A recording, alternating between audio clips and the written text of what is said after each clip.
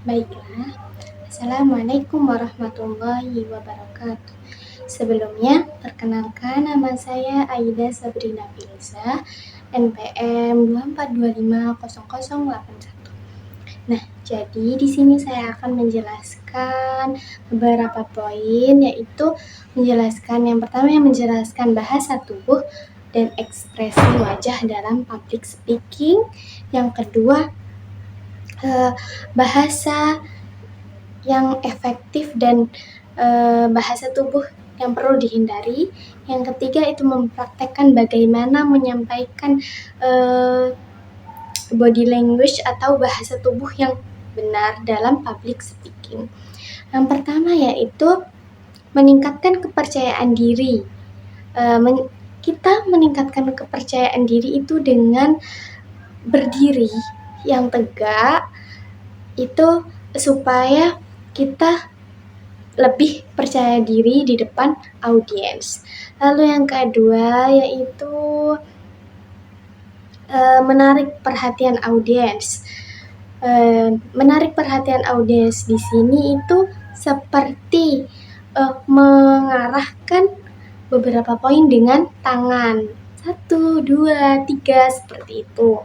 Lalu yang ketiga itu kontak mata.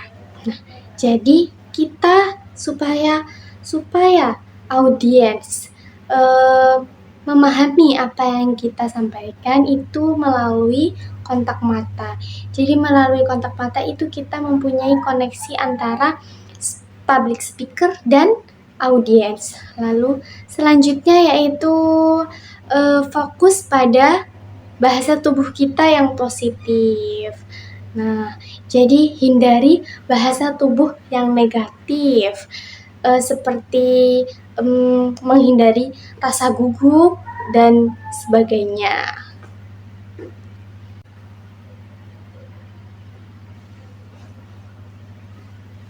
Lalu poin yang kedua itu bahasa tubuh yang efektif dan bahasa tubuh yang perlu dihindari. Nah, bahasa tubuh yang efektif itu ada beberapa bahasa tubuh atau body language. Nah, yang pertama yaitu kontak mata. Kita harus menatap audiens atau melihat seluruh audiens secara merata, atau misal di audiens itu ada sebelah kanan, sebelah kiri, dan tengah. Jadi kita harus menatap bergantian antara sebelah kanan, sebelah kiri, dan tengah. Lalu yang kedua, senyum. Kita harus menerapkan senyum supaya audiens merasa bahwa kita sebagai public speaker itu mempunyai sikap yang ramah. Lalu yang ketiga, postur tegak atau posisi tubuh kita itu tegak. Itu supaya kita lebih percaya diri. Lalu yang selanjutnya gerakan tangan. Gerakan tangan ini bisa membantu kita untuk menjelaskan poin-poin tertentu. Lalu kita bergerak jalan, tidak berdiri di tempat. Nah, misal maju ke depan, ke kanan, ke samping. Nah, itu bahasa tubuh yang efektif. Lalu yang ketiga, Lalu yang selanjutnya yaitu bahasa tubuh yang perlu dihindari. Menghindari kontak mata yang Lalu yang selanjutnya bahasa tubuh yang perlu dihindari. Yang pertama yaitu menghindari kontak mata secara berjam-jam atau lama. Nah, kita memang kita disarankan untuk melihat audiens, tetapi kita harus menghindari kontak mata secara berlebih atau lama-lama, karena kotak mata yang lama itu bisa membuat kita menjadi blank atau kita lupa topik apa yang akan kita sampaikan. Lalu yang kedua itu membungkuk, hindari bahasa tubuh membungkuk. Karena tadi dijelaskan sebelumnya yaitu kita harus berdiri secara tegak supaya lebih percaya diri.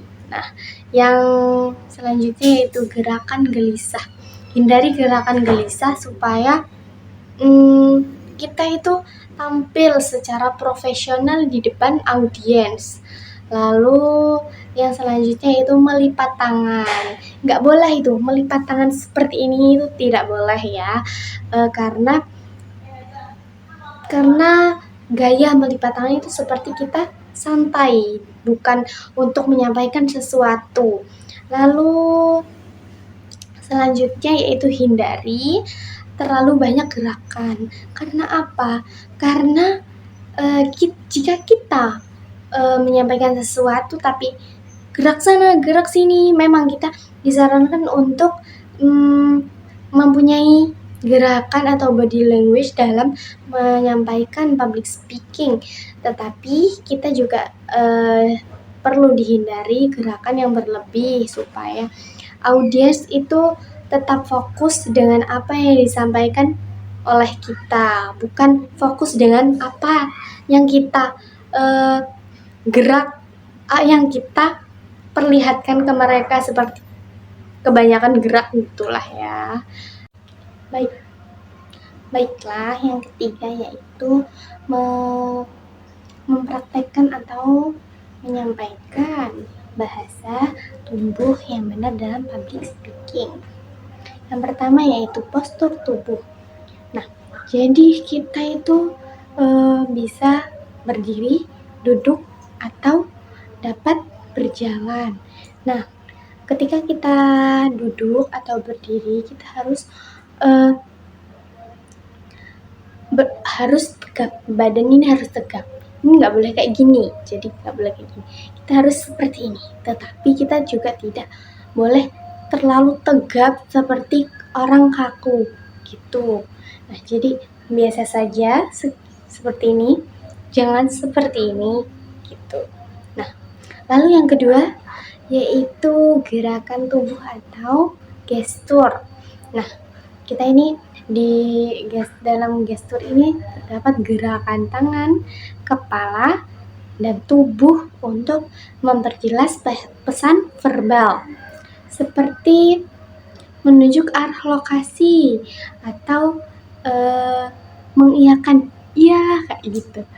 Baik, nah, assalamualaikum warahmatullahi wabarakatuh, seperti itu misalnya. Lalu yang terakhir yaitu ekspresi wajah. Nah, kita itu harus menunjukkan pesan ramah untuk audiens, seperti misal nengok kanan, baik, nah ya seperti itu. Nah, jadi tetapi kita juga tidak boleh misal kita memperagakan bagaimana, seperti apa, nah seperti itu ya. Mungkin cukup itu saja dari saya. Jika ada kesalahan saya mohon maaf. Saya akhiri, wassalamualaikum warahmatullahi wabarakatuh.